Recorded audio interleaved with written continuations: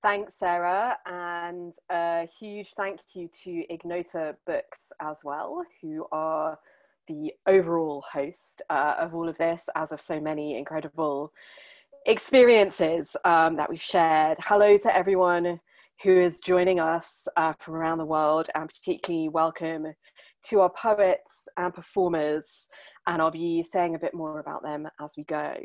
So we not only have a set list, there is an official tour t-shirt for sale, which Fanny Howe is modeling. This could not be more punk. So bring your memories of every sweaty basement, every bar, every picket line you've been to. And I'm sure many of us are sweaty anyway, feeling the climate change, but bring that energy. And I'm going to particularly ask you to bring it because this is an event about, as Sarah said, these 3 books. Made a little sandwich of them here. And the 3 writers, Ariana Reines, Fanny Howe, and Eileen Myles, have been holding each other's practice as they work through them. They're very intense books. They're huge projects about mourning, terror, violence, and in all of that, the possibility of refinding a self. And it's in celebration of these huge projects and the idea of poetic mutual aid that tonight's event is taking shape. So in recognition of their holding of each other's work and of what they've been holding together, I invite you tonight to bring your energy to hold this space in which they, as performers, can go to pieces. And what I mean is this: a sandbook, night philosophy, and both Afterglow and I Must Be Living Twice hold out the possibility that disintegration under the forces of the fascisms we're facing now could, can, maybe have to reveal the integrity of the grain in itself. And I mean that as an anarchist proposition, that we root into the emotional, sexual, full being of our bodies, human among other than human. I think we have some other than human presences, I know, in Eva's house tonight. And it's only then when we're in the grain of ourselves that we can come together. So all of these books talk about how we fall apart and stand in solidarity. Fanny Howe begins, "This book is made from torn parts." And Ariana Reines writes in Arena, "The less we could agree, the more it seemed we were revolving into a gem." And I know that that's what this event is going to bring. I know we all feel very far apart, but a sand book reminds us that the mass of the Earth's crust is 59% silica, silicon dioxide. Our glass screens and the wafer-thin chips inside our devices are made of the same mineral as sand. We are grains, and we are here together. That's how we're going to hold this space for our 5 performers, for their bodies and voices transmitting through the silicon to us as signal. On which note, please be patient with the tech. As you all know, we're living in an experimental technological space, and sometimes the experiments go wilder than others. After all, it's built on sand. If issues arrive, the Ignota tech team will be on hand to do their best. If you're having any problems, please do flag them in the chat for Sarah to pass on. So a little bit more technical housekeeping. I can't tell you what's going to happen tonight. All I can do is tell you the order it's going to happen in. So we're going to have, in essence, 2 sets. Enfolded within the musicians will be the poets reading. And I know that tonight is going to be hot enough to burn sand into glass, starting with Eva Las Vegas, whose radical punk ballads are, in the truest sense, ballads. I mean that in the border crossing, death-defying sense. So we'll start with 5 minutes set each by Eva and by Emily Ritz, who's also known as Lumpland. And Sarah's going to be dropping links in the chat so that you can expand your engagement with all these artists. I could read their bios, but you can also read their bios, and it won't tell you about how they live and work. That's what we're going to hear in their sets as they share with us. I mean, Emily is not just a musician, she's also a multi-form visual artist, and particularly strikingly, she makes ceramics. You can see them on her website, and all of them are shapes for holding, shells, dishes, even a turquoise pair of hands. So Eva and Emily will start us up by making a sonic shape for the poets to enter. We'll hear short sets from Ariana and then Fanny, then a longer set from Eileen, and then again from Fanny and Ariana, and more music from Emily and Eva. At that point, it's your opportunity. There'll be a Q&A. So please do put your questions in the chat and Sarah will gather them up and pass them on to me. And once we've spoken with each other, then we'll be played out by the musicians. In other words, the event will fold and open like the wings of a butterfly. Una linda mariposa, as Eva sings on I Was Born in a Place of Sunshine and the Smell of Ripe Mangoes. And if that album title doesn't make you want to go and listen to her album on Bandcamp immediately after this, buy it, support independent musicians. I mean, it will, it just will. And on pattern recognition, Emily sings, "Are you the ground tonight?" For many of us, the work and working practices of Ariana Reines, Fanny Howe, and Eileen Myles have been our ground, not just tonight, but for many years. Each of their books represent not just a life's work, but the work of living. Punk practices of constantly revising, cutting up, montaging, and making new connections which meet the moment. I can't summarize them because they are whole lives. They meet what comes towards us even as it overwhelms us. I live in a terminal and so do you. Listen, we are trying to end everything by this enormous silence, writes Eileen in The Perfect Faceless Fish, a poem from 2012's volume Snowflake, Different Streets. And that's a reminder that I should stop talking and hold the silence. So I just want to reiterate Sarah's thanks to Penguin for publishing a sandbook in the UK and bringing Ariana's work to a wider audience, and to Divided Publishing, who not only published Night Philosophy and Plan the Tour, don't forget there's a tour t-shirt, but who've also shown their foundational commitment to radical anti-capitalist thought and experimental practice in their book, A Divided Reader, What the Fire Sees, which is also available from Burley Fisher, along with all of tonight's authors' books. Burley Fisher wish that we could really be in their sweaty, sacred basement tonight, but we can't. So you're responsible for bringing that memory and that energy. As Fanny writes in The Rose, a crowd of us, not doing too much of this or that, temptation hovered as it always does, where there's more than one person gathered at the margins of our mouths, though each mind was focused on the discussion at hand. I know your minds will be focused, and I know you will be tempted, but please keep your mics off. Put all of your questions in the chat, and we'll gather them up and place them to the writers and artists before Eva and Emily move us in our bodies and minds onto our next acts and reflection, shared and separate as grains of sand. Thank you. And we'll start with Eva.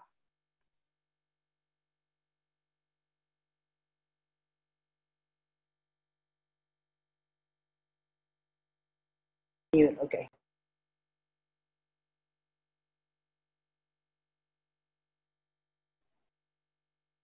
Can anybody hear me? I can't hear anybody. Oh no, this is terrible. What's going on? You hear me? Can people hear me? We can hear you. Okay, awesome. You know, I'm really terrible with technology. I'm really great with pigeons though. I want to open it up with a tiny ballad. Ay, nueve agua. Anoche cuando viniste, ay, me dejaste esa aguacero nueve agua. Ay, terciopelo, terciopelo. Préstame tu claridad para seguirle los pasos ni tierra hasta que se va. ¡Suélalo!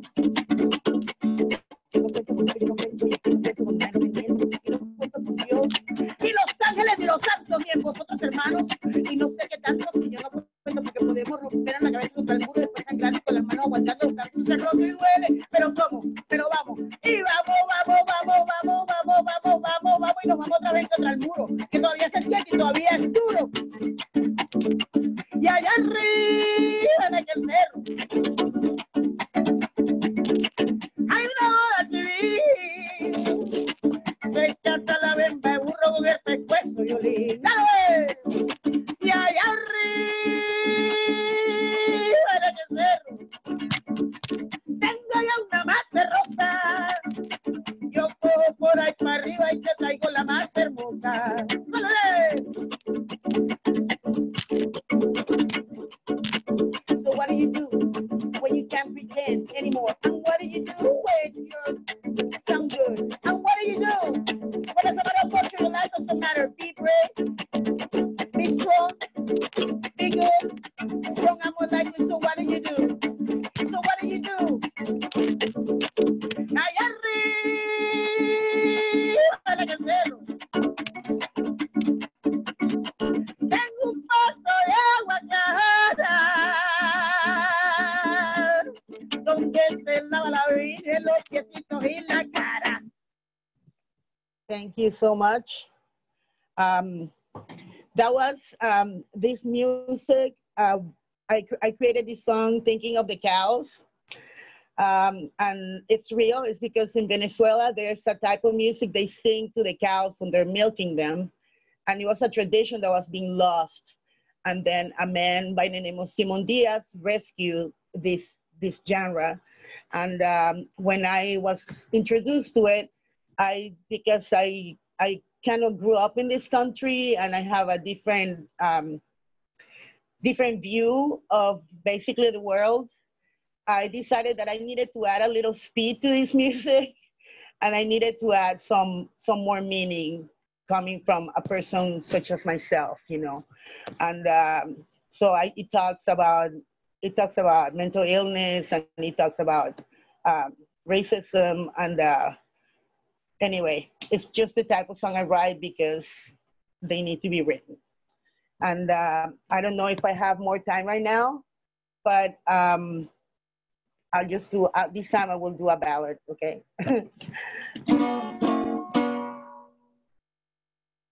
Pobre la niña,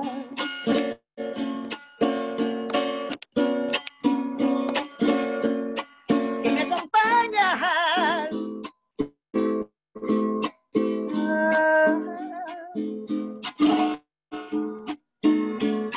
Ella se apega al mundo por la mañana.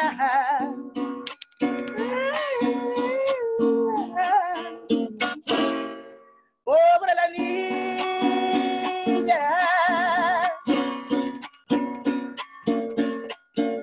que me acompaña.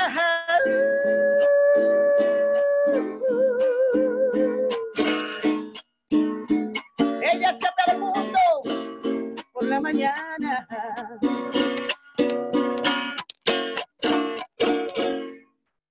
Cada sonrisa que ella me da me encanta. Y esa raíz de para abajo entre mis entrañas.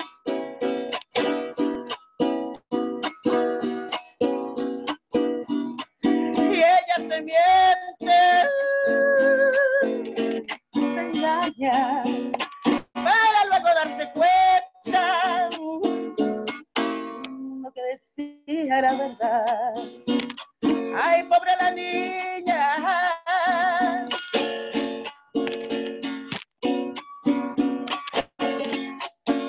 que me acompaña.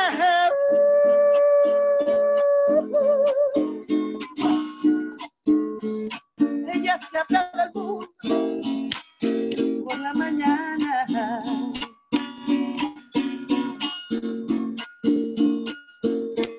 Por la mañana.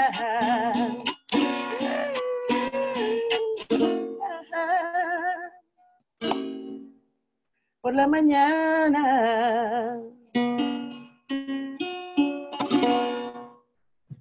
Thank you so much. Thank you. I think my 5 minutes are up. I'm so nervous. This Zoom thing makes me really nervous because there's so many people and I can't hear you. I can't even hear you thinking. So thank you so much. I think I'm done for now.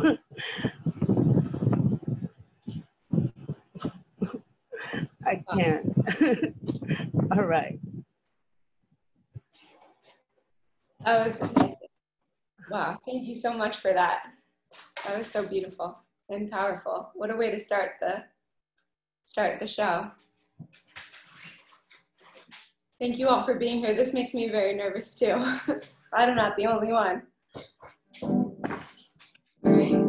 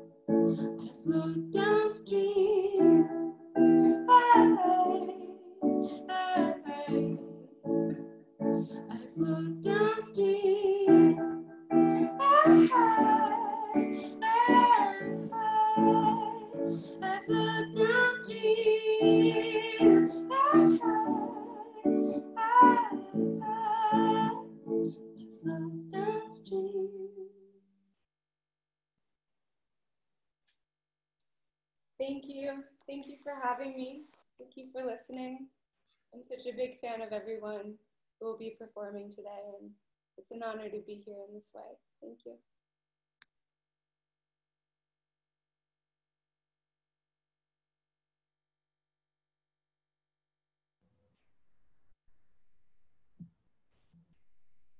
Okay, here I come.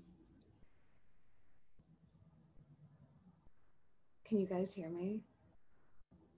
Okay. Wow, I'm really overwhelmed and I'm very nervous also. I'm gonna say a few things. I want to thank So for that incredibly gorgeous introduction. And I want to say thank you to Sarah Shin and Ignota Books for making all of this possible right now.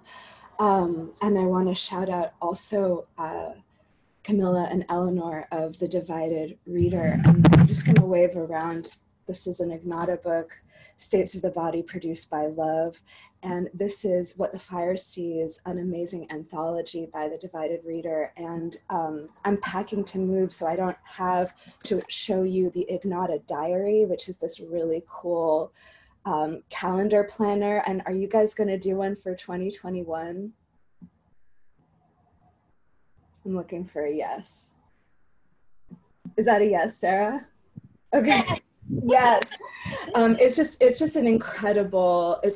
Their work is of a really, really high caliber on every level, and it's a really great diary because it sort of pulls together holy days and sacred days from many of the world's quote unquote great religions, but also all kinds of traditions that don't usually get their importance and sacred days mentioned in a calendar. So it's really nice for you to time all your important life events. Oh my gosh, this is really, really overwhelming. Every artist that's performing here has, in a very literal way, at one time and another, actually rescued me from hell. That's like, it takes a kind of a strong top shelf type of a intensity to rescue a person from hell. So I'm just going to read you one poem. And I'm really feeling for all the performers because this is nerve-wracking. I'll read a couple of new ones later on, but I'll just start us off with something from a Sand book, which, by the way, I don't get to touch the English one, like, maybe ever. There's some kind of like complicated, they gave me like a very complicated and COVID-related reason why it could not be shipped to me ever. So thank you to Burley Fisher for selling the book, and I do believe that it exists as a physical thing, but it's like in the hierarchy of urgency is pretty low. Oh, cool, thank you so much. Arena. Because that light was not like the others, making us seem to be becoming a place. And because on a traffic island the sun had filled me, and because my mother was crazy, and because she was sometimes sane, and because I was in love and then I wasn't in love anymore, and because I was hungry, and because I needed to party, and because I was grieving, and because I had studied the Dust Bowl, the architecture at Delphi, Judaic and Islamic legends of Moses, Midianite theology, the history of Haiti, Aryan horsemen of ancient Iran, the collapse of Sumerian agriculture, Kundalini yoga, Alan Savory's and competing theories on desertification reversal, ancient and contemporary methods for ruminant grazing, grasslands and myths of grasslands, those Hopi stories that can be found in books, Roman haruspicy, Hellenistic astrology, the life of the Marquis de Sade, 1 or 2 novels, 1 or 2 volumes of poetry, Bulgarian choral singing, elements of contemporary sculpture, certain Gnostic scriptures, my own appetite, and because you can pay a professional to cleanse you of demons with a chicken egg, and because the air filled first with the odor of cheap men's cologne and then of human excrement over warming Pop-Tarts, and because one morning in Santa Monica, a woman emerging from a store was heard to say, "They don't have guns in the toy store." To which her man replied, "I know." He was seated beside a child. "We'll get it in another toy store," said the man. And because an ugly incense was emanating from House of Intuition, and because Kabir wore a peacock feather in his cap and Krishna had one in his turban, and because King Solomon brought peacocks to Kiyim in a boat back from Tarshish, and because I fell down sobbing over a beaded cloth, and because what I had forgotten for so long failed to see what I had ignored, mistaking it for ornament, was information hiding in plain sight, and because there was no way to touch what was converging on us, and because once there were oil pits near Arderica and a pitch spring on Zacynthus, and because Iris was the messenger of the gods I'd forgotten, and because the iridescence in the peacock was due to a complex photonic crystal, and because that crystal was silica, and so for the most part was sand, and likewise the stones to which desolate people increasingly communicated their wishes, and because glass was melted sand, and Johnny Cash was attacked by an ostrich, and because pens used to be made of feathers, and because Chopin and George Sand had been miserable on Majorca, and because there were dust storms on Mars and sandstorms in China, and Israel was investing heavily in anti-desertification efforts, and because Papa Doc had shorn Haiti's mountains of trees, and when dust from Azerbaijan blew into Tbilisi, I lay with a nihilist in a fenced-in woods, and when strange lights appeared at the height of the spruces, there was dust on our tongues.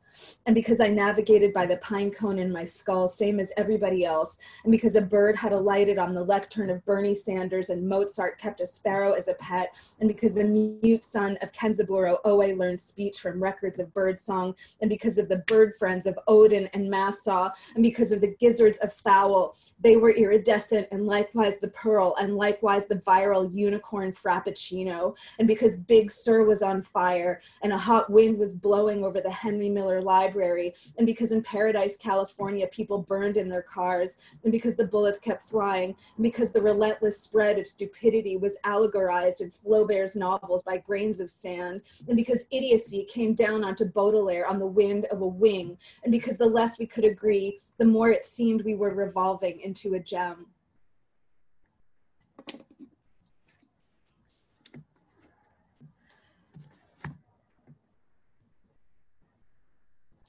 Okay, here's Fanny.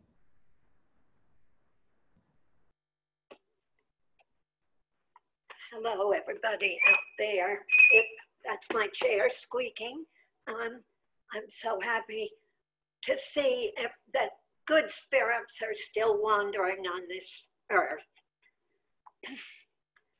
I'm just going to read the introduction to the book that Camilla and Eleanor so gorgeously edited and brought into the world, Night Philosophy. This book is made from torn parts, prose broken by other prose, all of it written on the cusp of a long millennium. During childhood, I lived in an apartment near Boston that smelled like a wooden drawer. Very brick, very quiet, where natural life tapped the window panes and voices sang and barked and changed tones. Each book was a physical model of time, words pressed together in darkness, then flipped open to light, then sealed again. Mysterious sources shadowed every word and illustration. I held the book up to my face and breathed in.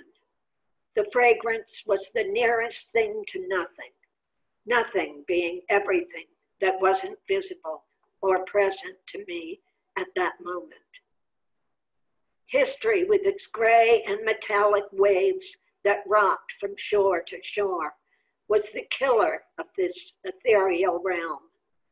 I saw the pictures in the papers, the news that preceded the movies, so I could never see a way to prolong the pleasure of not knowing what was outside. And this is the next, literally the next page, more of a poem called End Song. During life, I wanted to be buried in a mystery, on a western estuary where seabirds nest, to drop into a piece of muck and shell unnamed. Wind, low clouds, rain, and shafts of sun, monks, poets, vapors of the deep. Now where do I want to be buried? Without an urn, there will be dirt that my ashes will disturb. Why an urn at all? Can't you burn into nothing? Isn't the sky what I expected to become? Does gravity hang on to bones like a registry of comings and goings? Where to be buried, where to be thrown, from what mouth sing? Thank you. Eileen. Yay.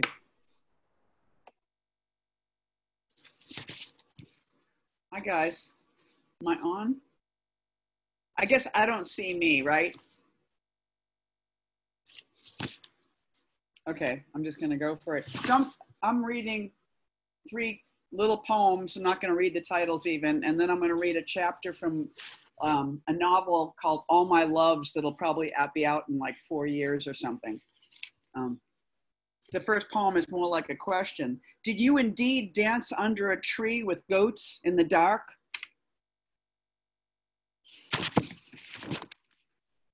And this one, now I will read the titles, they're more fun. The Sacrament and the trains coming today, different from yesterday. There still is that slight breeze. Maya is the special agent in charge of casinos on Get-Go and not the owner of Ozark, who did not respond to my letter.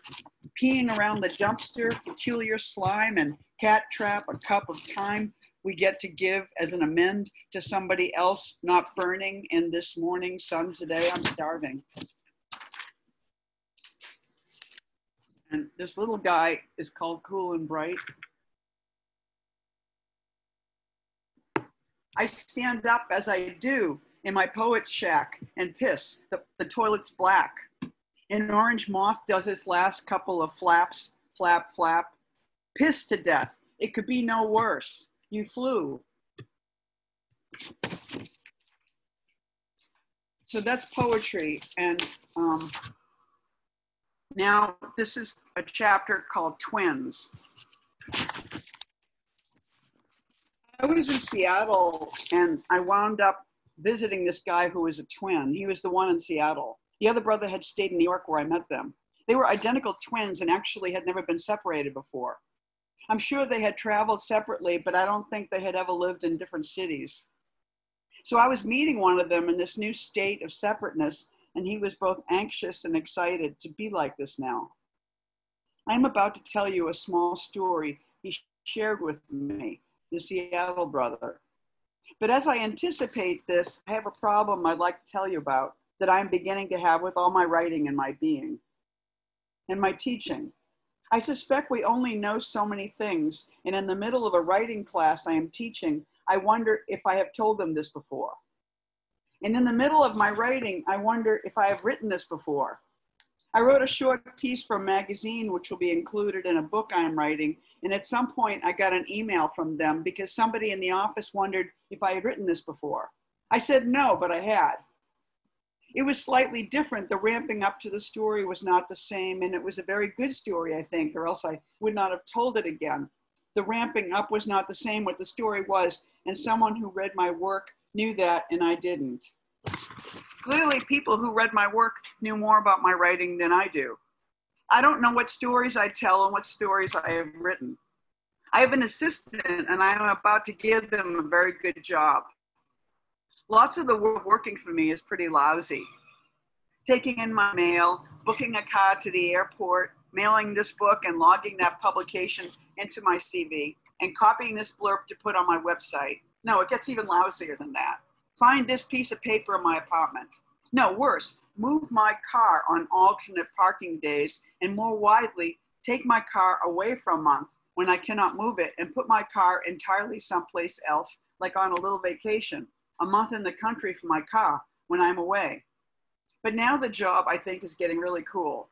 Because when you want to work for a writer, you probably want to do things writerly.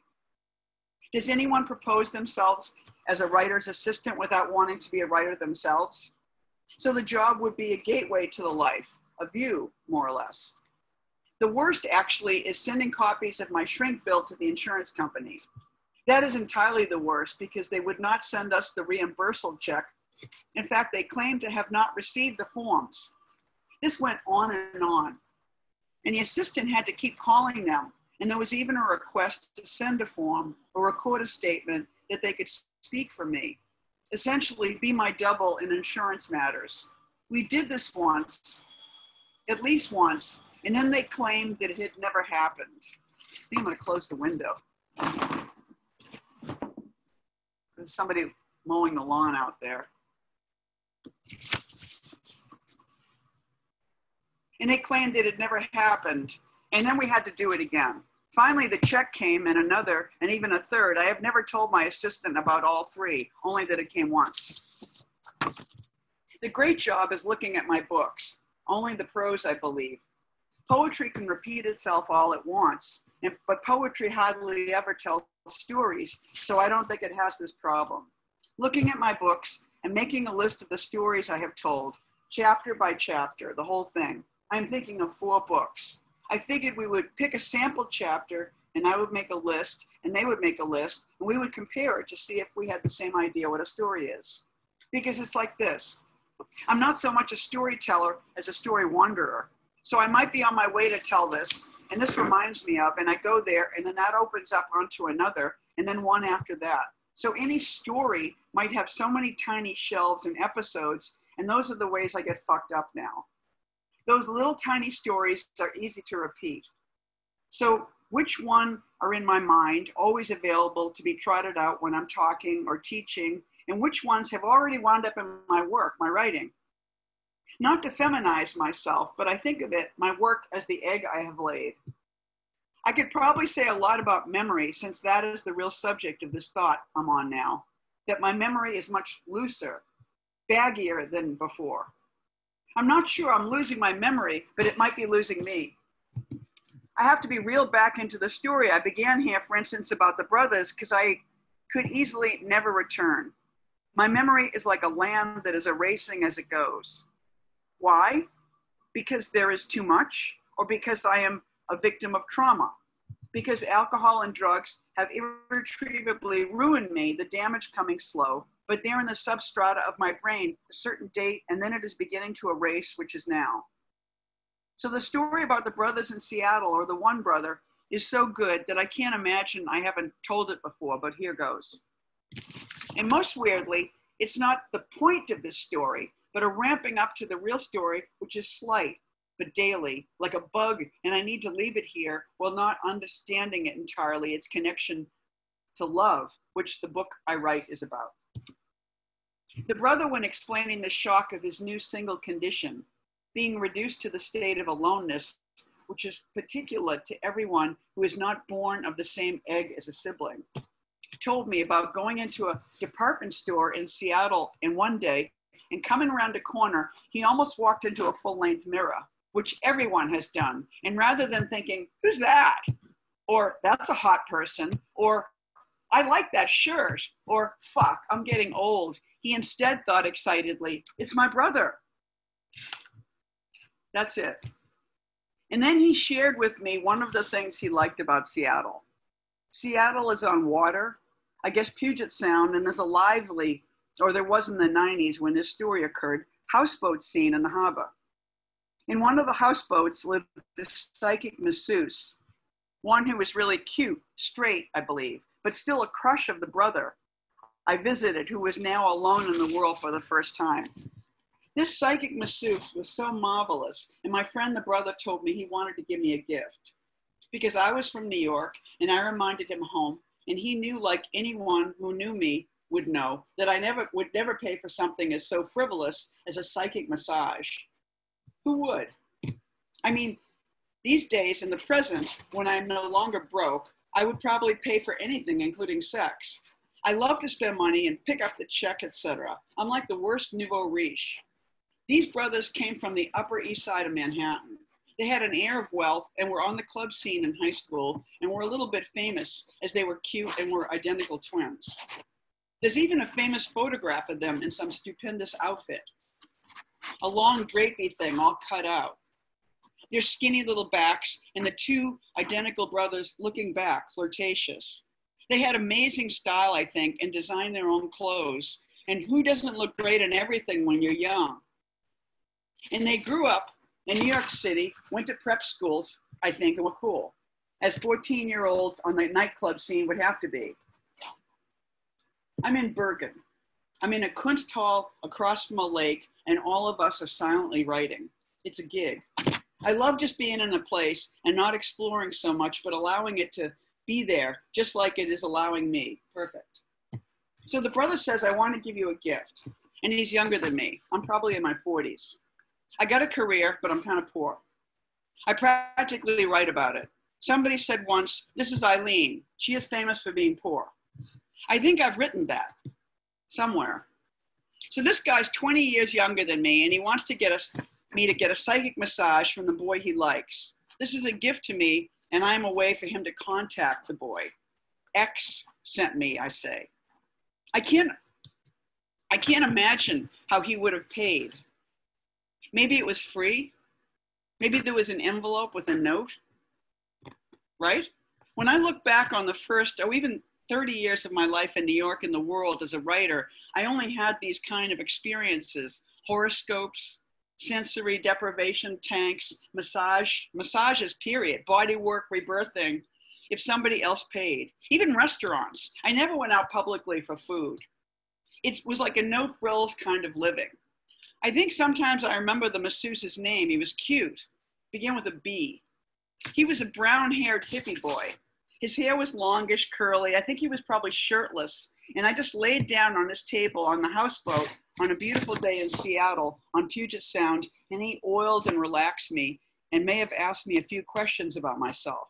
Writer, oh, that's cool. Is there a way for me to read your writing? I have books. Oh, can I find them? I mean, you can go to such and such a bookstore, but if you give me your address, I'll send you one. I'm sorry, I don't have one on me. Oh no, I will buy it. I love to support artists. I make art, mainly music, and he indicated a keyboard across the room. I don't spend as much time on my music as I'd like. Okay, I'm getting some healings from you. Have you been? I don't want to get anywhere where you aren't inviting me. Your space is your own. Thank you, I said. But is there some kind of violence you have experienced in your life? Possibly around your sex? Yes. I think you don't have to tell me the details. And of course I did tell him. The water glittered and the sky was clear as I told him about being sexually assaulted on Cape Cod when I was young and drunk. He nodded as he rubbed my arms and my back. He was silent as his whole body absorbed my pain, it seemed. And he muttered, I get it. I get it. That's very, very hard. And then he said it when he got to my foot. He lifted my foot and he said, this little foot feels very uncared for. You have a high arch and it's very, very tense. He was touching it then. Did you ever do dance? That will be good for you. Yes, I did ballet when I was a kid. Not for long, but I liked it and I was good. He said, a lot of your energy, a lot of your pain is stored right here. When you have a shower, here's what I want you to do. Just lift your foot, 1 foot at a time.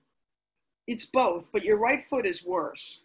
Give the bottom of your foot a little rub and say, this might sound silly, but I think it will help. I must heal my anger at men. I must heal my anger at men. Do that. It will help you, I'm sure. It's just a feeling I get, but that's what I'd do. I'm not trying to get into your space at all, but these little feet, he held them, are calling out for it. Give the bottoms of your feet a little love and push that anger out, just a little rub. You know, I don't even have a shower at my home. I've got a tub. So it's not every day of my life, but I'm standing at the gym many days, most days. Water pours down my back. I'm lifting my arms. I'm making foam with soap in my pits. I'm standing on one leg, and I rarely take a shower without touching my foot and thinking about him. I must heal my anger towards men. I must heal my anger towards men. And you know, rape victims always spend hours in the shower. It's just a fact. And the houseboat rocked, and the little foot screamed and cried. How did you like him? I mean, it was good. Weird? Well, yes, of course. But it definitely will stay with me. Good. Well, tell my brother I said hello when you see him. He laughed. Ha, I will. And I do see him, I said, closing the door. Thank you.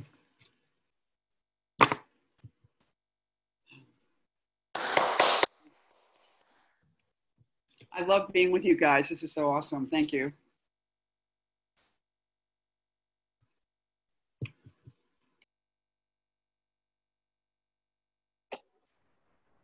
Is there going to be music now? Music? No, Fanny, it's your reading. Oh, okay. I thought there was going to be a burst of music. Okay. You're the music. Okay. I'll just read a very short amount from the book again. This part is called The Rose. In a monastery garden, each brook is dry, even the fountain.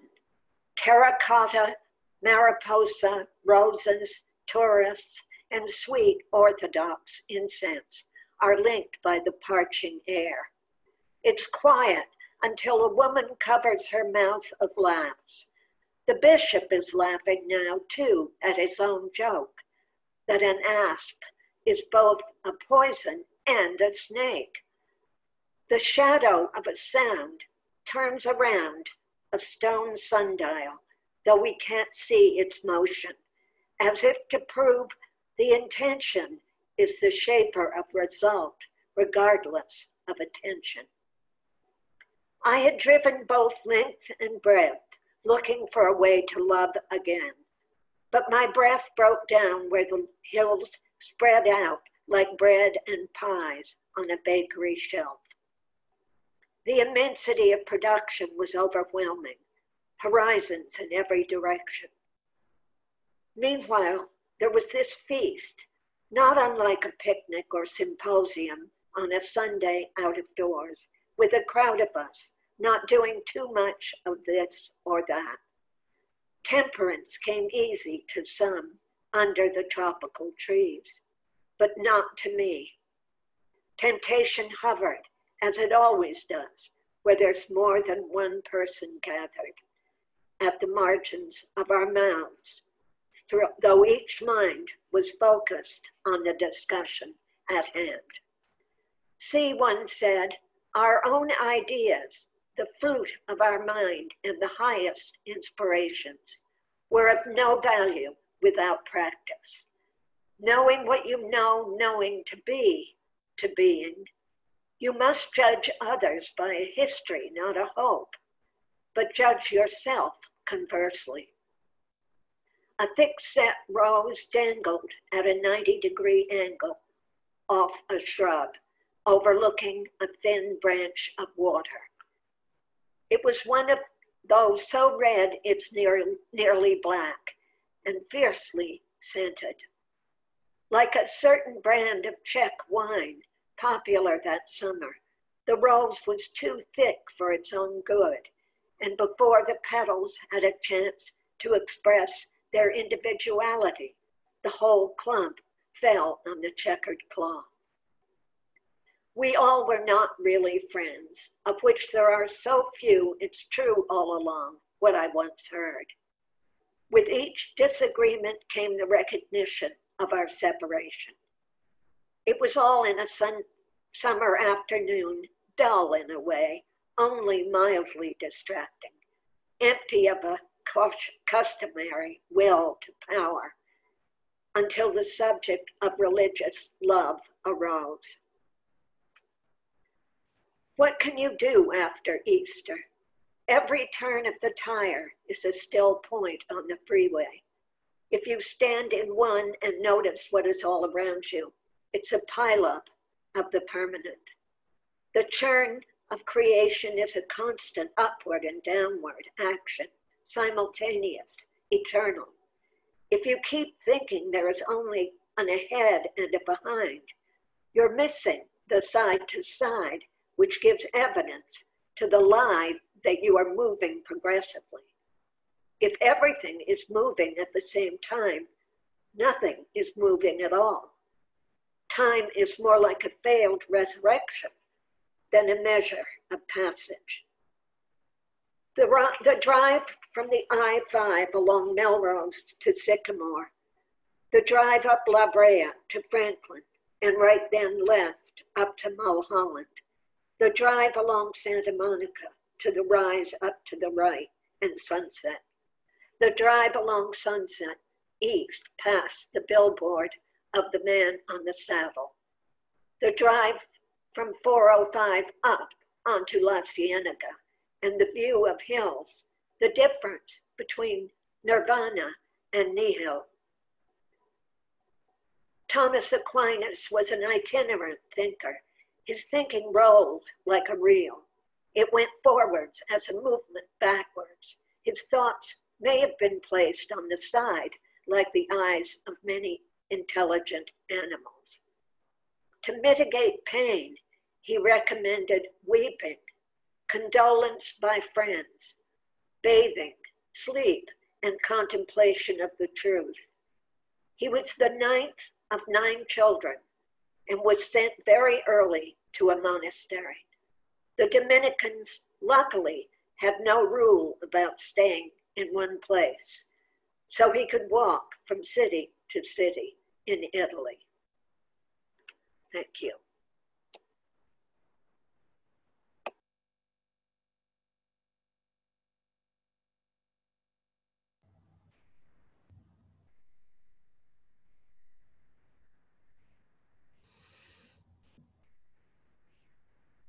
Wow.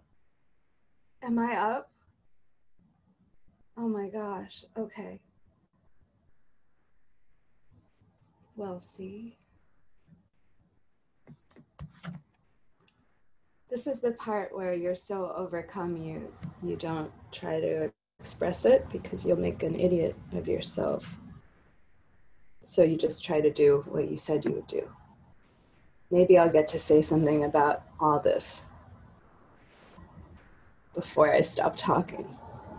This is a poem from earlier in the coronavirus, and it's called The Wind and the Singer Had to Pass Through Her Heart.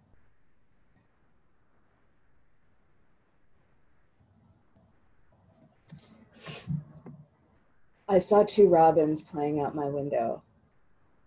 I don't know how to tell the truth to you. In light like this, white as a dish, the wind and the singer had to pass through her heart. The thought he won't call is the most boring idea in the world. Moving from room to room, I thought, the thought you won't call is a brain-damaging thought. The wind and the singer had to pass through her heart. I couldn't watch the Aretha movie. I was sobbing from the first note in the preview, and I had so many things to tell you, but now that I'm here, I don't know how. Jolted by the sound of my housemate unclamping the door, the smell of her body, burnt hair, and spiced cooking, finches screaming just like I remembered, finches like a mother and father from Massachusetts fighting. My brother told me my mother asked to stay the night. He said no. I said no and walked away. He texted me. A familiar blank exhaustion unfurled in the back part of me. In the nether part of every cell in me, the lights went out. I wanted to lie down. I wanted to go to sleep. I consoled myself with a simpler thought. He won't call, I thought, moving from room to room. I texted my brother a red heart. What more could I say? He told me he gave her more of the supplies I had sent. Adult undergarments, alcohol wipes, gloves, masks. A few days earlier, she had written me an email.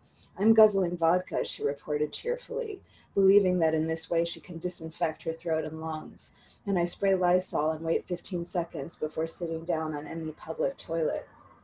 I don't know how to tell you these things. Report them. They're like a face that won't even fit on itself. A face like a dinner plate whose contents are sliding off upon the palm of a distracted waitress 5 hours into her brunch shift who can only think one thought. He won't call. She may yet turn out to be a poet. I'm not, as they say, in a space to make earnest pronouncements about our predicament. I repress the death in me called my mother, guzzling her vodka and spraying her Lysol, and when I go to CVS to MoneyGram her, I get hot under my mask and resentful. I hate her for having done this to me my whole life. I still remember the day she tried to sell me pantyhose. there is poverty and there is the system, there is mass death and there are its children. My mother was once a magnificent woman. The wind and the singer had to pass through her heart. A friend told me this morning of something bad that happened to her yesterday while she and another poet were giving a reading on Zoom. Someone showed a baby crying, and then the crying baby filled the screen, and then certain parts of a man were shown, and then he used those parts to rape that baby. This is what my friend told me she saw. This is what was shown to my friend, a poet, as she tried to read her poems on Zoom last night. Later this morning, as I thought about the poem, I wondered if what she was shown was really done live, or if the person seeking to do harm was showing a recording. Because when I mentioned what had happened to another friend in Europe, she had used the word porn, an inaccurate word for this kind of harm, but it was my friend's use of this inadequate word that made me realize I don't know if the person really did those things, and that I felt slightly comforted thinking it had been a recording, and I did not like that this thought of it having been a recording that shattered my friend last night made me feel a little calmer. When my friend told me what she told me, I began to cry. I think I'm gonna vomit, I said, but I did not vomit. We have to pray, I said. Dazed, I sat there in bed, typing words to her on Instagram. Misery, I typed, and evil, destitution, and death. My father hurt me when I was little, my friend told me. He hurt me in that way. I had not known that. She had the feeling she had been targeted for her feminism. You must not think this was about you, I said. This had nothing to do with you. I pleaded with her. You must not internalize it. You must not take it personally. You must not let this evil inside you. I said these things and others I perhaps should not have said. And she said other things too. Rape is an attempt to destroy the soul, I said. Even the angels did it to Eve. I said this and still other things, and I should have been quiet. I think I said that we come to this planet to fight for our soul. All souls, said my friend. All souls, I echoed. Ariana, she said, I have to go. She said she would take a bath and cook a tagine. We had commiserated on the danger of asceticism and our taste for it. We had agreed that we must continue to be kind and playful, warm and alive, and to guard against the severity of Simone Weil, and to guard against the severity of Weil's sorrow. Will you write about it? I had dared to ask. I don't know, said my friend. I let her go. The wind and the singer had to pass through her heart. The wind and the singer had to pass through her heart. The wind and the singer had to pass through her heart. The wind and the singer had to pass through her heart. How can I tell you what happened? It should have been something I could face. The last time I saw my mother, it was Christmas. And even though I have seen everything, it was a degradation. I simply could not see any further. And I could not see it again. I just couldn't see it. My brother has been seeing it, and I believe it has damaged him permanently. I cannot look at her. I cannot face her. I can no longer take her hand, not because of the virus and not because of the law, but because she forsook herself. Day by day and year by year for 20 years and for 30 years and breath by breath and doggedly, and now it is too late for me. Must it be? Wrote Beethoven inside his 16th string quartet. It must be, he wrote. A beggar like me can make no such sound. A liar like me can make no such sound. My biggest fear, said a friend, is that this will end before we learn our lesson. Another friend, who lived through AIDS, said, no, honey, we never and will never learn our lesson. But I tried to tell him this could be different, that even my life was somehow better than it was before, that I would never go back to the old ways, that I knew how much of my soul and I know what has become of us. And I'm a woman who left her mother to rot. And I dared to go to school, as though that could wash me. I knew it would never wash me, because it sounded romantic, and I believed it would calm me, and it did calm me. And I am no saint, and I'm not even a very good woman. And lately, I've been happier than I've ever been. I'm simply less of a liar, or I'm gentler with the truth, or I'm simpler in the pursuit of my errand. And I'm not a great singer. I'm not a great singer. I'm not even a singer at all. God attacking our lungs. I do love the birds.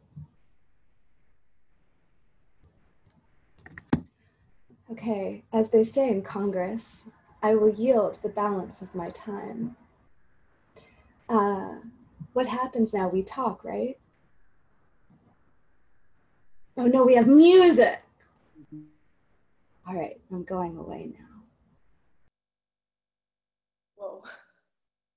Wow.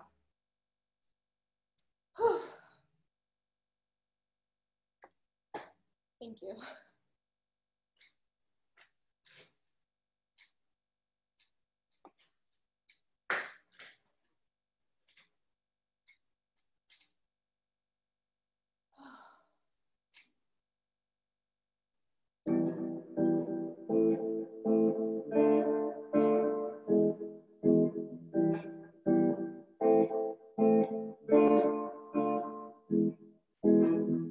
I know it's hard to face yourself, shine the light.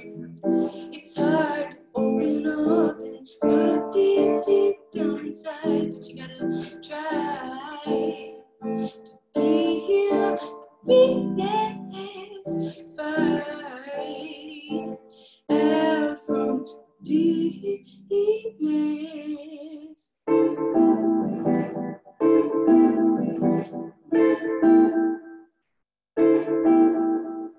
It's all in or all out. Closed eyes, open mouth. It's all over and done now, and done now, and done. Easy when you let me down. Easy when you let me down. Easy when you let me down. Easy on me, easy.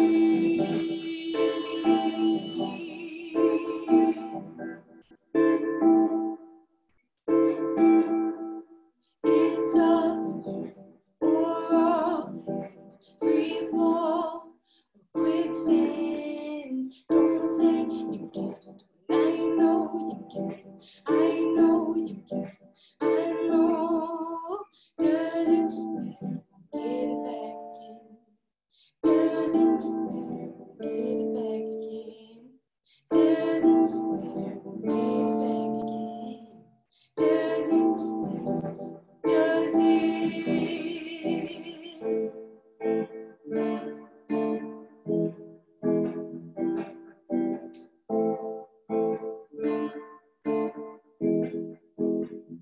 I know it's hard to heal yourself finally. It's hard to open up and mend the wounds deep down inside, but you gotta try to treat weakness like down deepness.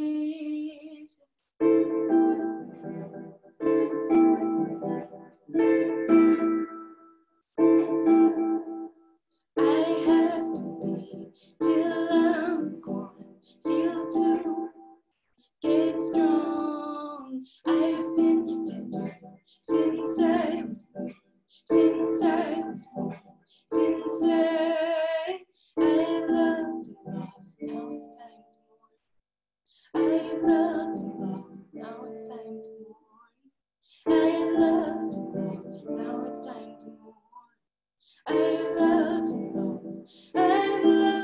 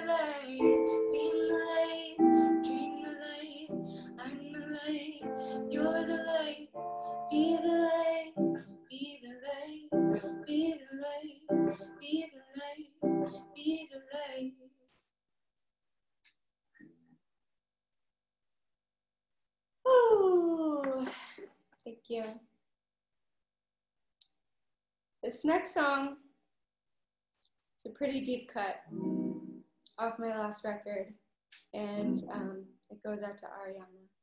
It's for you. Thank you so much for inviting me to be here.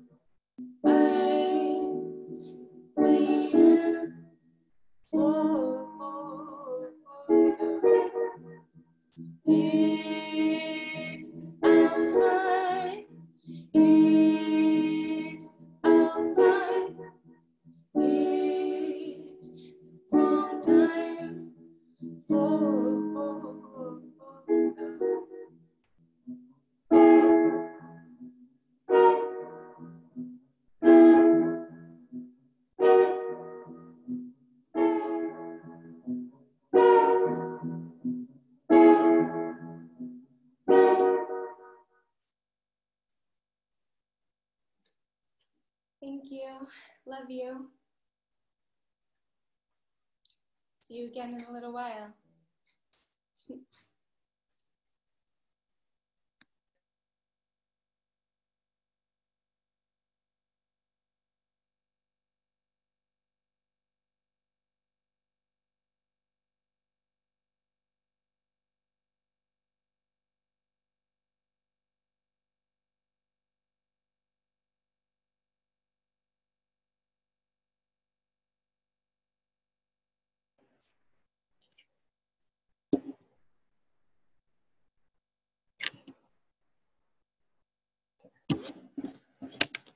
Okay, I'm unmuted now.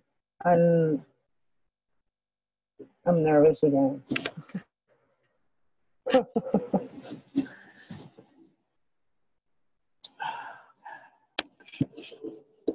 I'm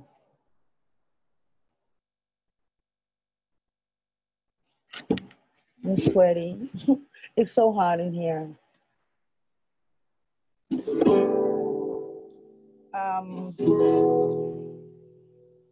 I'm not sure if I'm already on the screen. Somebody could tell me I am. Okay. Okay. So, all right. Let me see. Okay. Yeah, that's much better. Then I can see myself. This song I just recorded recently. I think it's one of the songs that the last song I've written. I haven't been writing much in the last few years. Maybe I'm just done writing music, but I just still like to sing. So this song is about a lot of things, on my parents and ex-lovers and the sun. It's called Tanto.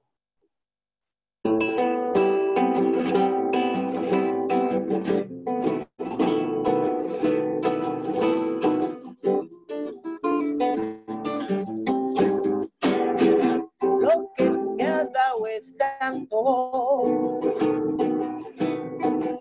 me sobra un poquito para la mañana. Es lo que tú me has dado tanto,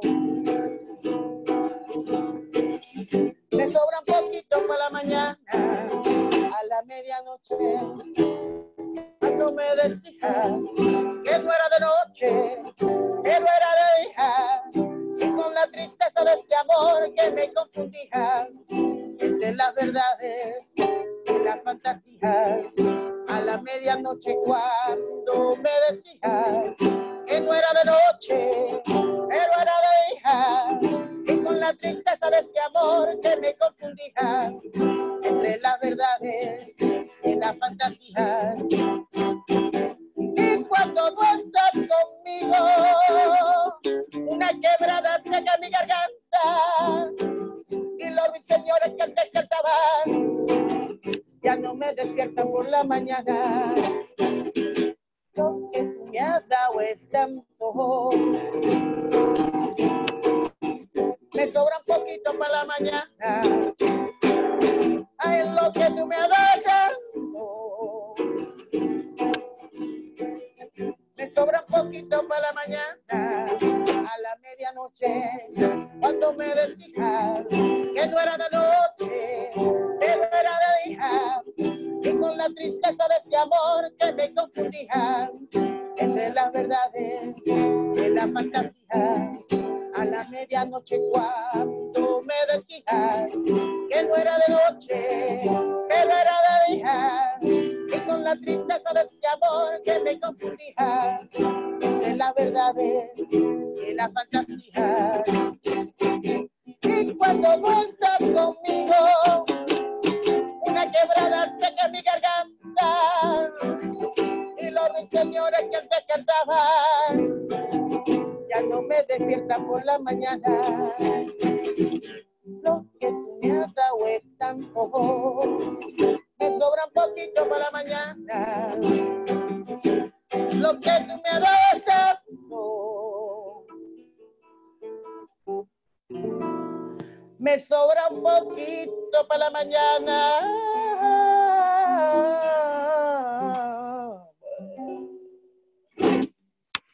Thank you.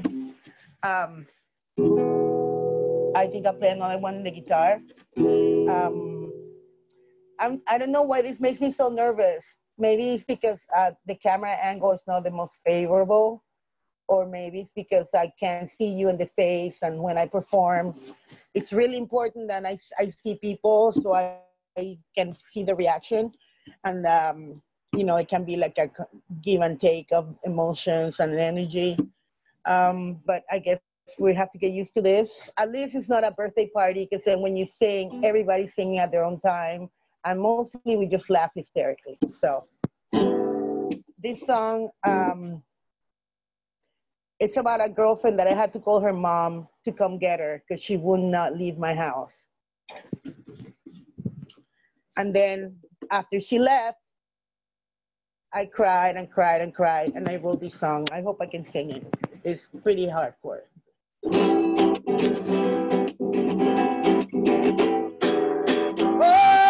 Hoy tu voz por primera vez en tanto tiempo.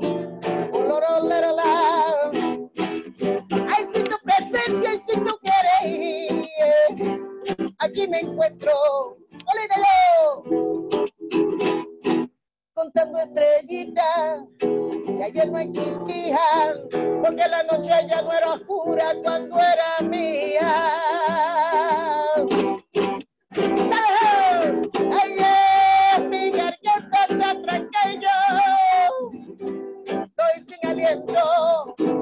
Amor, amor, amor. Ay, amor tan grande me va a matar. Sorry. Ay, amor tan grande. Okay, I'm sorry again. Okay. Ay, amor tan grande me va a matar, porque te quiero hasta en el viento. Sopla así. Ay, susurro tu nombre en la garabija, a ver si tú me respondes como lo hacías. Así me voy. Y la cama te vacía sin tu cuerpo.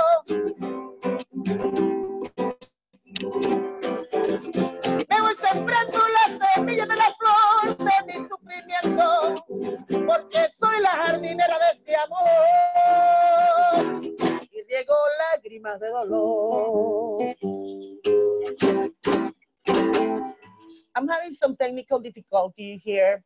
I hope that I don't know what you were listening to, but I think it's one of the many movies I'm watching during the pandemic. And so that was the song with commentary from a show from TV. Hope that you're okay with that. So now I feel more like there's some kind of something going on between you and me, because I gave you stuff you didn't want and you had to take it. That's the part of my show when I talk a lot about racism, and people have to hear what I say, regardless whether or not they like it or not. So since that song was like that, I'm just gonna do this really fast and then I'll be done, okay? Somos fuertes, si podemos. Somos fuertes, si podemos. No aguantemos esta mierda más. Yeah, I'm done for that. Thank you. Oh my God. It's kind of embarrassing, but it's not.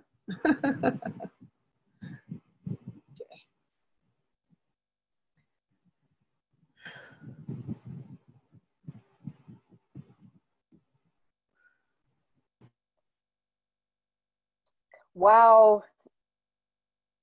Fuerte, indeed. Unbelievable. I think at one point, Eva, you actually knocked us all on our asses. So we were looking up at the sky. I think we all need maybe a couple minutes to get a refreshment, breathe some air, have a piss, hold our feet, and then come back.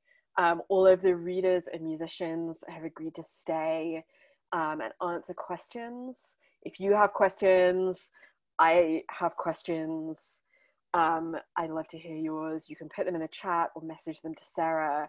But for now, let's also give the artists a break to go and take a breath, and also to hug themselves, clap themselves, because we can't be there to do what we would do at a live gig. So on your behalf, I'm going to say we love you all.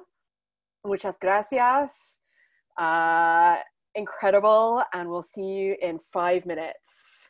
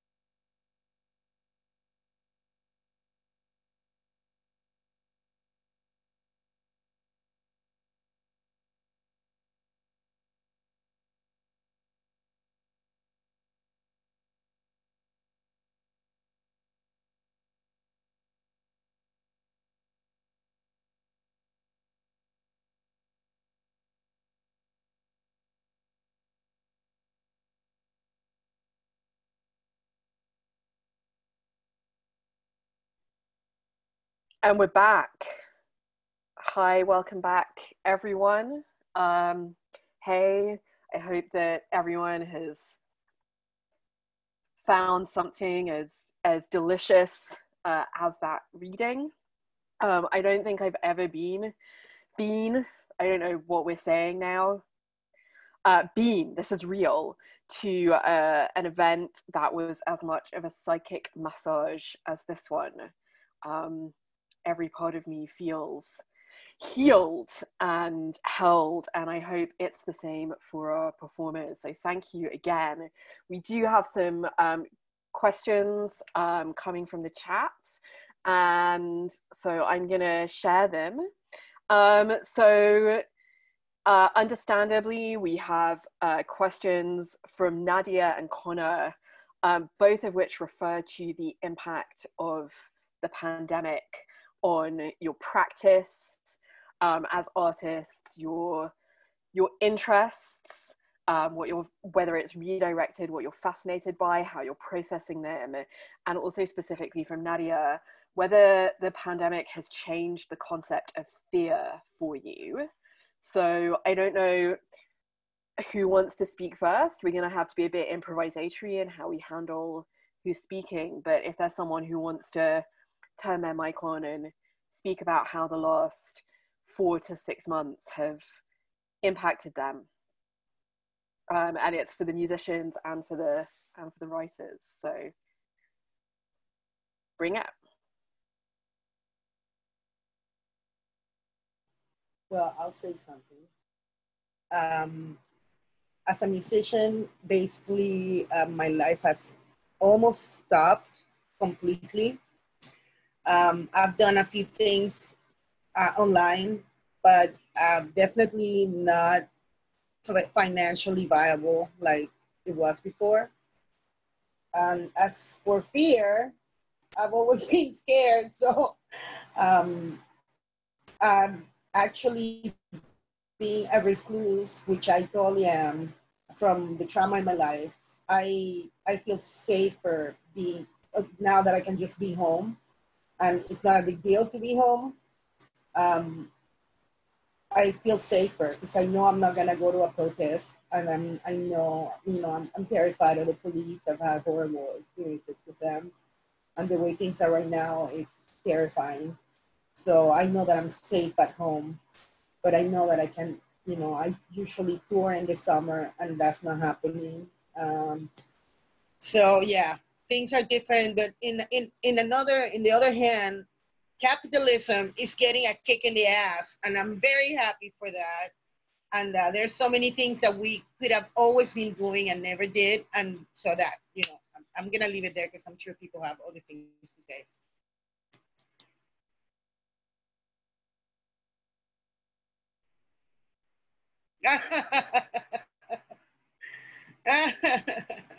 Yeah, I just thought, like, the thing about the pandemic is that it's so weird. It's like getting the thing you always wanted. Exactly.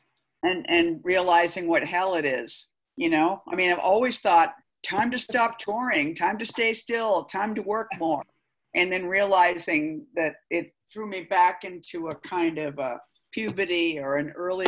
I stopped drinking and drugging years ago, and there was a real confusion at the beginning of that. Like, I didn't know who I was. I didn't know what I was. And I feel like the pandemic has really recreated that experience of kind of loss of self. And yeah. So I realized how much I need people, how much I need human contact, how much I need rituals.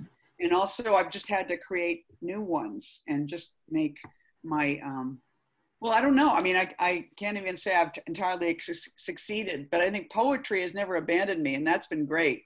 It's been harder to work on longer narrative things, but poems just continue to find where the breath is and occupy it. And so that's been great, keeping journals and just sitting with myself.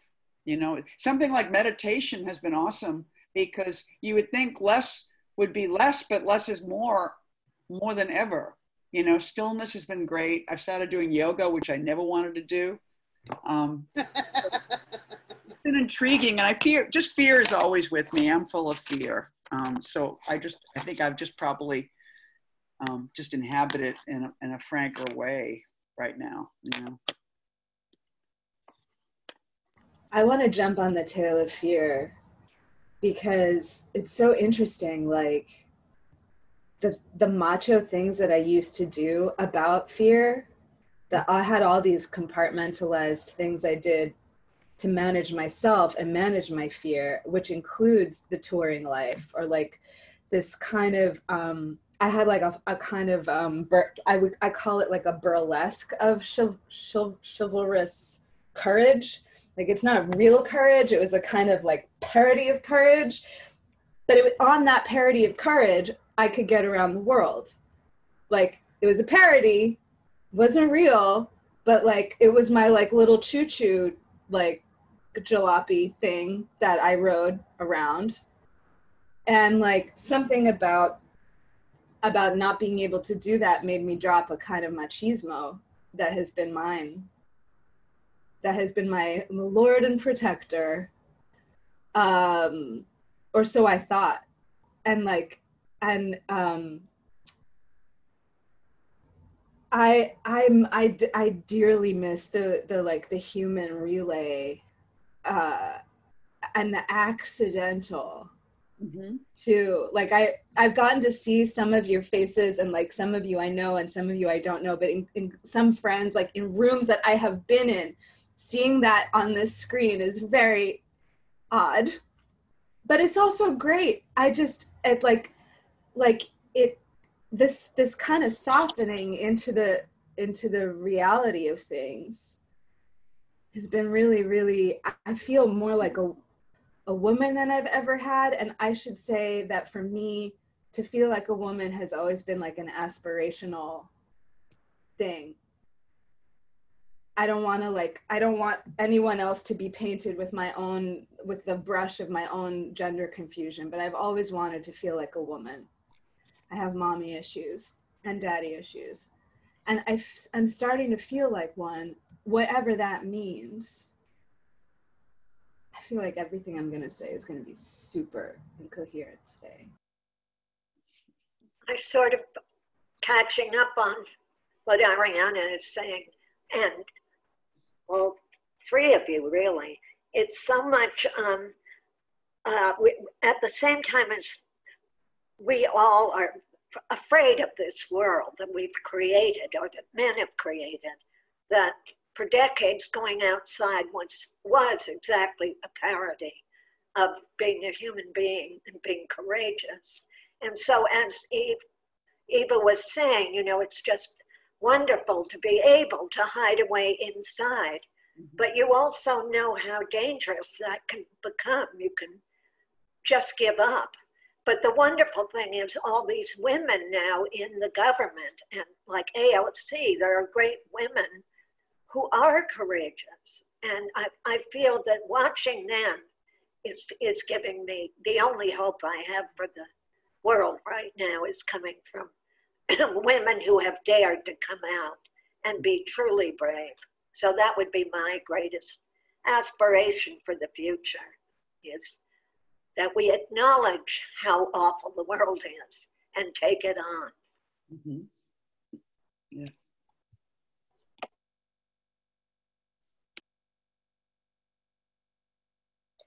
Emily, I'm just wondering if you are feeling like, you don't have to, but if you do. A lot of me echoes a lot of what you all just said, and I feel that way, Fanny. And I mean, I'm such a homebody, and this really is my dream to kind of have the world slow down to my speed. It's a relief for me to not have to tour and travel, and to just be able to make and share work in the same way that everyone can, which is via the internet, even if it is more nerve-wracking in some ways, or more vulnerable than in person. But yeah, it's fascinating going through so much globally and as a country, and seeing the way people are coming together in this time. It's a fascinating time, and it's a really hard time. And yeah, I'm just really thankful to be here sharing and absorbing so much beauty. And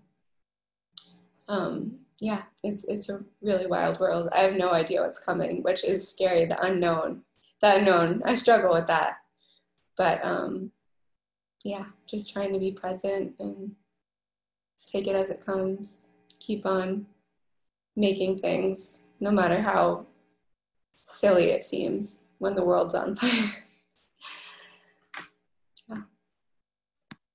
Well, I think it has seemed incredibly meaningful and incredibly generous that all of you have kept making live with us all tonight. So thank you.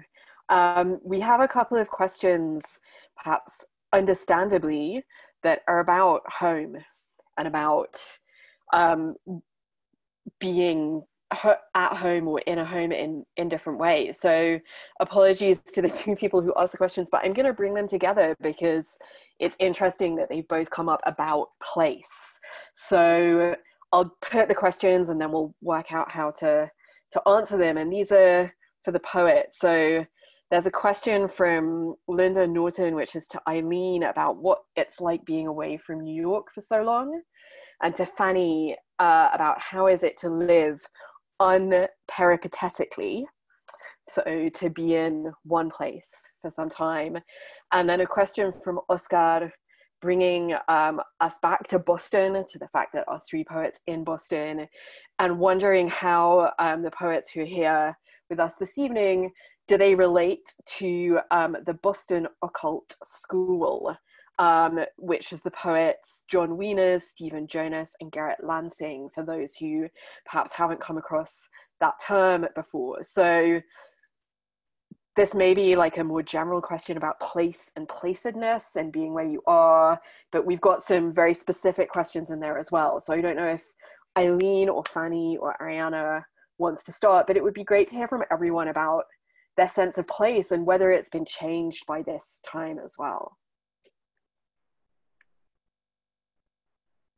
Jump in and just say that I miss New York terribly. And the thing that's so, and I spent most of the pandemic in Texas, and now I'm on Long Island, so I'm not far from New York City. I'm in New York State. But the thing that's interesting is that I know that New York has changed already. And so that there is that thing, you can't go home or you can't go back, because the earth always has turned, and it's turned quite a lot, I think, in this moment. And I know details about my life there that I've already learned are vanished. And so that's going to be something very particular. And I think that we, the three of us being from Boston, is like an abstract place, and it's very beautiful. And part of it is regionalism, and part of it is accent and sentiment and recoiling from Boston. And I think I want to speak for all of us, but I can't. But those poets were friends and influences. I mean, John Wieners is one of my favorite poets ever, and such a great weirdo if you don't know his work. And Garrett Lansing was just a dear man and a friend, and somebody I love greatly. I can't remember who Steve Jonas, who I never met, but yeah, I'm very moved by. So they're deeply important to me. So that's my deal. I want to jump in because I want to tell you the genesis of this lineup. So I'm from Salem, and I lived in New York for like 20-ish years, and I was Eva's roommate, not roommate. I was not Eva's roommate. Don't spread that rumor. Eva and I were neighbors, top floor neighbors, in my favorite home that I ever had in New York, that I would have loved to keep for the rest of my life. And I can't, this whole thing came about because Eleanor and Camilla asked would I write something in support of the extraordinarily shimmering book Night Philosophy by Fanny. And I did, and I said, we should all go on tour. Like, we should just go on tour. And they were like, all right. And then all of a sudden there was a tour planned. Like, they really made it happen. And so it's just that incredible spirit of like making a reality happen no matter what. Like I sort of want to connect that to Wieners and Garrett Lansing, who I didn't know personally because it's a generational difference, but those are poets that matter very, very much to me and helped me. It was kind of through like, honestly, I came back here technically to go to divinity school, but divinity school was like this condom that I put on in order, or like full hazmat, in order to come back to Massachusetts, because I had been on the road relentlessly for 2 years. And there's a whole long story. I mean, I you know, you guys, some of you know about my mother, and her difficulties, and I sort of gave her my apartment, and then she got evicted from it, and I sort of became somewhat more fancily homeless than I have been in the past. And for 2 years I was on the road, and I thought the only way I can stop this itinerancy is to go back where I come from, to the place that I loathe, to the place that I felt killed by. And so I put on the condom, the institutional condom, in order to come back. But then you have to go hunting for the glamour. And of course there are extraordinary poets who live here. And some of them are here in this room with us right now. And of course, Fanny's here, and Eileen survived being here. And so that's how Boston Cream was born. There's a few other things, but there's sort of like, I'm too delirious to be able to handle their very, very complex niceties. So I'll just leave it at that. Well, I guess I should just say, I think of both Eileen and Ariana as itinerant poets. I think a lot of poets, or uprooted souls, do keep moving from place to place. And you can't really explain why. It's like a genetic trait. I know that the Irish are known to have that trait, to keep, have 2 wives and all, 2 husbands, 3 families. There is a lot of moving around that is a genetic, literal trait. And I feel sort of that I'm driven by having to get out of town as soon as I've settled. I put up my tent, I get everything ready, and then it's time to go. And that's just something like something in me. And it does, of course, determine the way I write, the rhythms of thought that are produced out of that anxiety and hopefulness.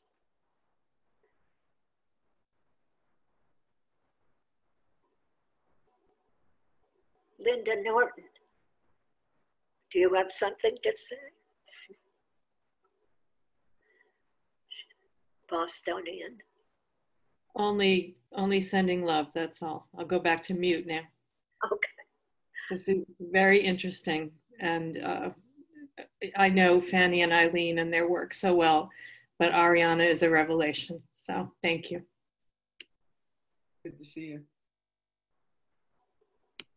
Thank you, Linda. Thank you for your question and for giving us the presence of the audience. That was really wonderful. And at the end, we're going to have a way for you all to be present with us. We do have one more question, so I'm hoping people are still in the space with us. We still have a lot of people here. Thank you for staying.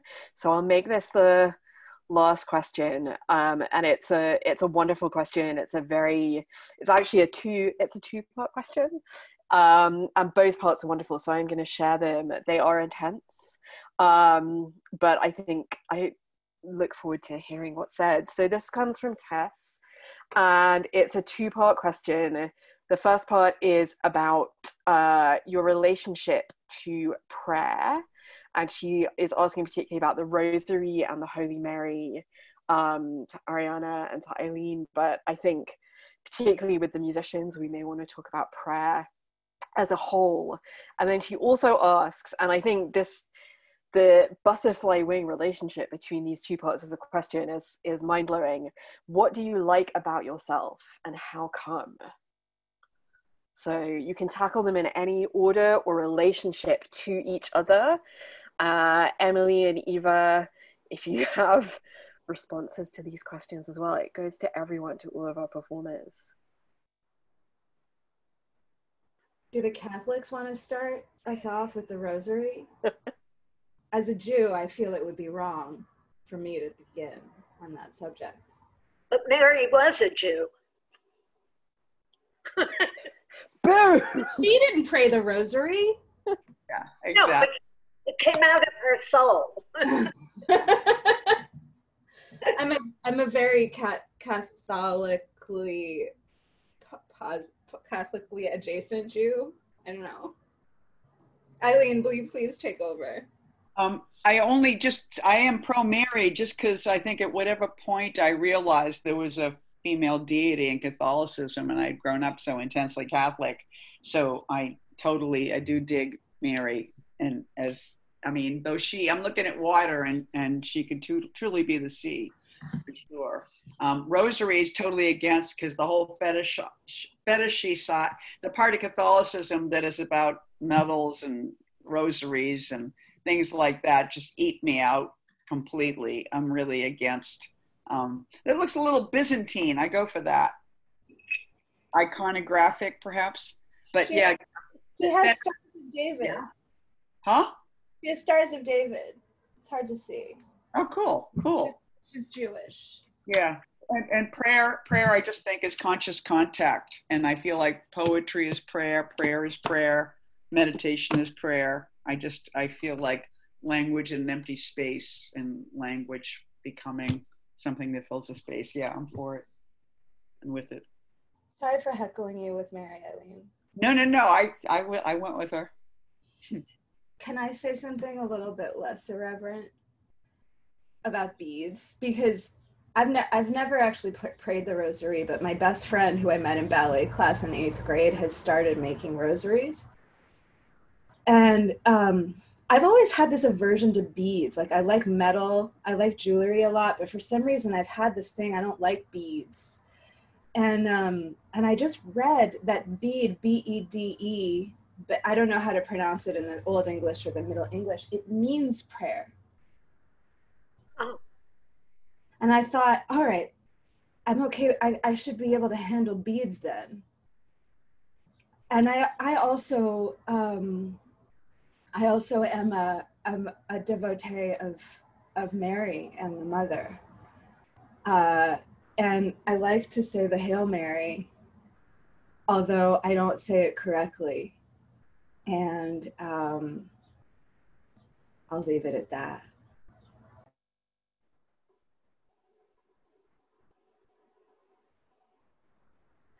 I've been thinking of a better word for spiritual, which for some reason bothers me, that word. And I think really the real word is personal, that it's from the hidden self. It's what's inside makes us an entity, a solitary, is the personal. It's you, the personal. That to me is what spiritual means. And the way it's presented into the world and the way you think about it and take care of it, it's a treasure. Thank you. I wanted to say something about, I agree that the conscious contact, and that's what I feel I do when I sing. It's because I'm a very devout atheist, you know, and I grew up Catholic and I reject it completely because, you know, because of the false S&M and all that stuff. They're just liars, you know. They hide a lot of stuff on their ritual, you know. But when I sing, and that's what I was saying about having this energy coming in and out from me to the audience and back, you know. And I think, and something that Fanny said is very important, that word spiritual, really bothers me too. It really, really pisses me off, actually. And I think that more than personal, it's an internal thing. It's from everyone, and it's just personal, and it has nothing to do with what people think of when you say spiritual. Spiritual to me almost sounds flaky. That's really, spiritual is flaky in my mind. And that's all I have to say. Not much more, because I really, even though I did all the rituals, I did first communion, they slapped me, and the other one, I got married, and I did the beads, I did the rosaries during my a funeral once. I learned it, but and because of memory issues, I forgot it. Just like I forgot how to speak, how to do sign language. But that's about memory there. That's it. That's all I have. Hi. As a person with Jewish heritage who was raised atheist, the words prayer and spiritual have often made me uncomfortable, or I didn't know my relation to them. Growing up and still in my adult life, struggle to connect to those words. And I'm someone, I don't really meditate. I don't pray in those traditional senses, but I think my art is a meditation and my music is a prayer. I sing the same songs over and over again, just as people would say a prayer over and over again. So I guess that would be how I relate to it. And I love the idea of the personal as spiritual. I definitely relate with that. That's cool.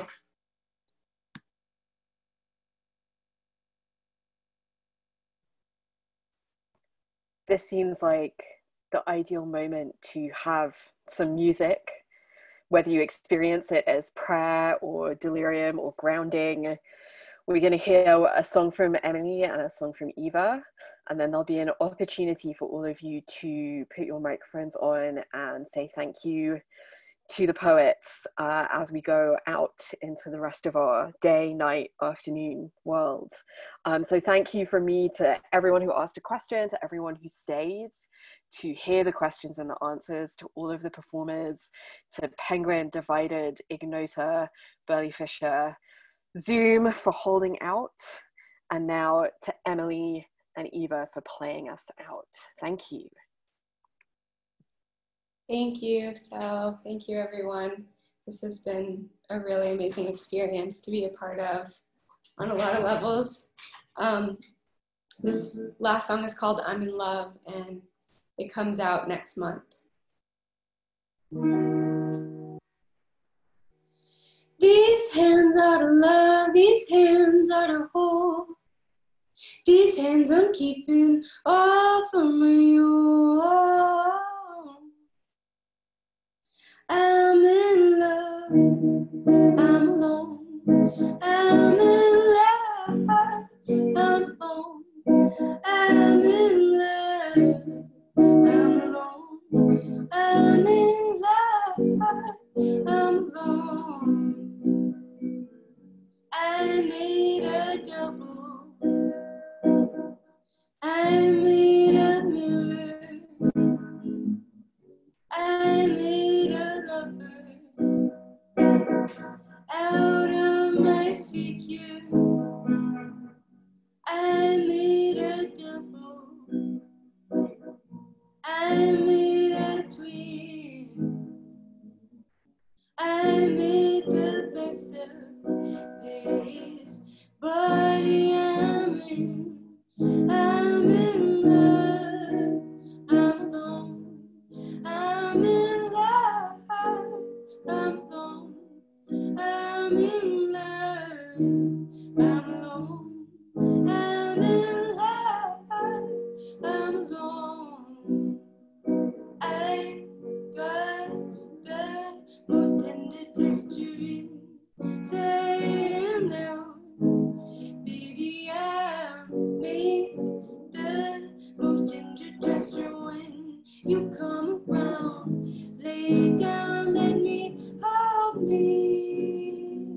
Lay down, let me hold me. Lay down, let me hold me. Lay down, let me hold me. I'm in love. I'm alone.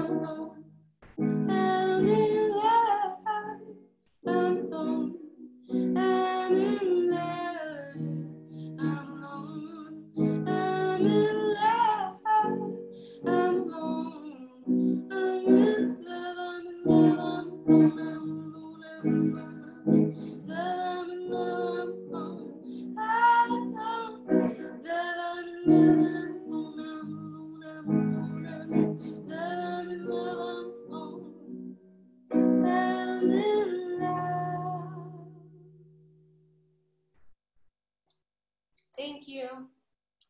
Love you.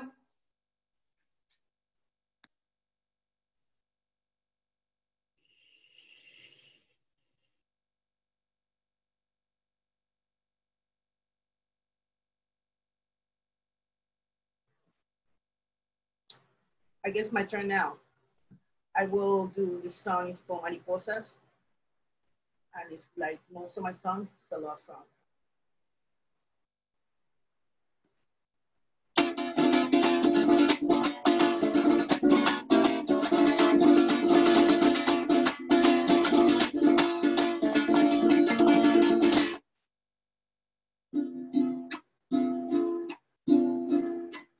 Me dejaste en la orilla,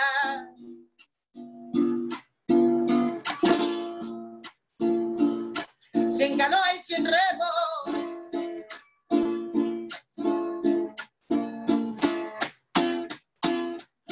para ahogarme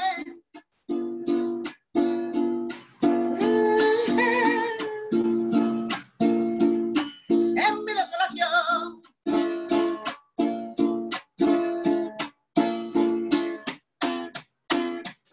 Ay, me dejaste en la orilla. Ajá. Pero eso, guayera.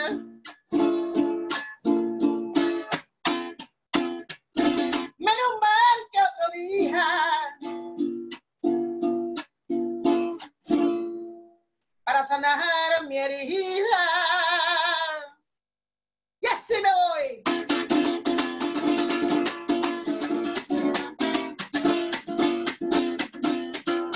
Mariposas que vuelan en el cielo, mariposas que abrazan mi dolor, mariposas que empañan mi vida, mariposas como me abren la herida.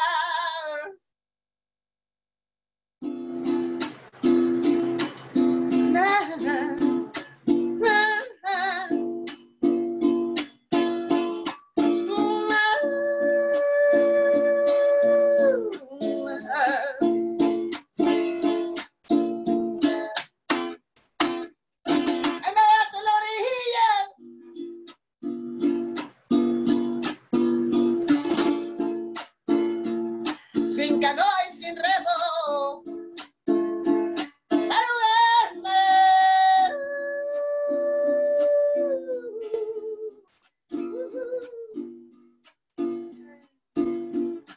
en mi desolación.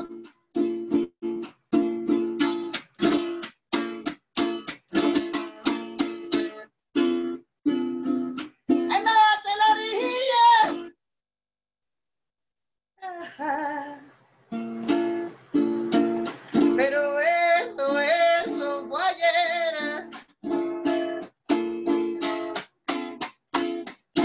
Menos mal que otro día, para sanar mi herida. Y así me fui.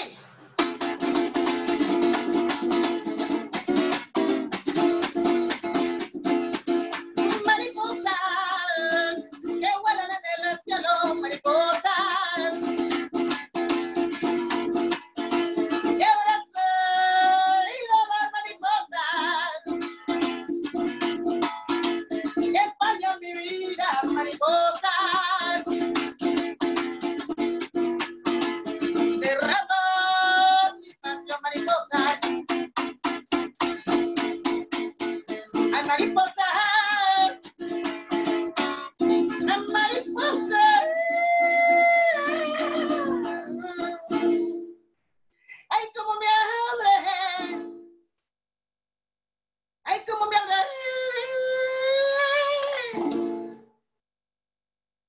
es como me abren la herida. Thank you. Thank you so much for listening. And thank you to Ariana, Eileen, and Fanny for inviting me, and Emily for accompanying me as a musical part of the show. This has really been amazing for me, and everything that I heard just really touched me, and in a very deep manner. If it's not, I mean, my words are not like yours. So, thank you so much. Thank you all so much. I'm bowled over. I want to invite everyone to unmute and just make whatever sound you want to make as we say goodbye. Thank you all so much.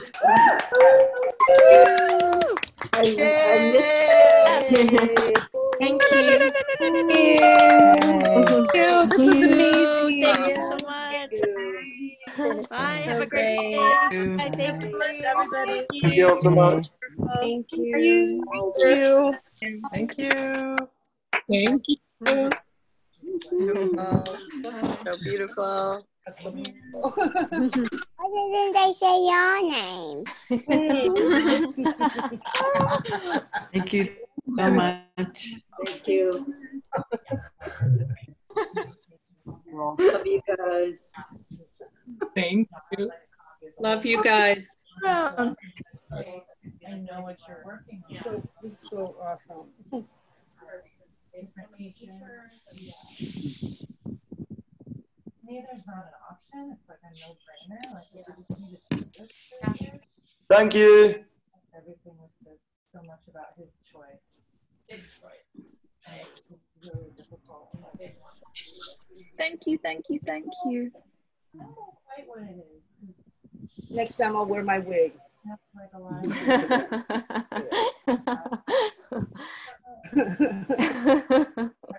Thank you. All right, I can walk through my house now.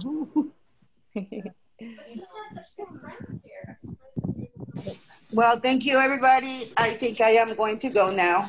Thank you, Eva. Thank you. Thank you so much. This was awesome. And Ariana, I really need to see you when you come to New York. Can't wait. Well, I have to. I want to so much. 2 weeks. So, all right. Good meeting you, Eva. I don't even know how to get out of here now. I'm here. I'm here to stay, I guess. Oh my God, it's so hot too. It's hot. It's so hot. It's horrible. I live in the air conditioner though. How do I get out of here? Okay, I know how. Okay, bye. Bye. Bye. Thank you. Thank you, Al. Yeah. Thank you. Right. And so he's going to have to go back to work. And so, like, the reality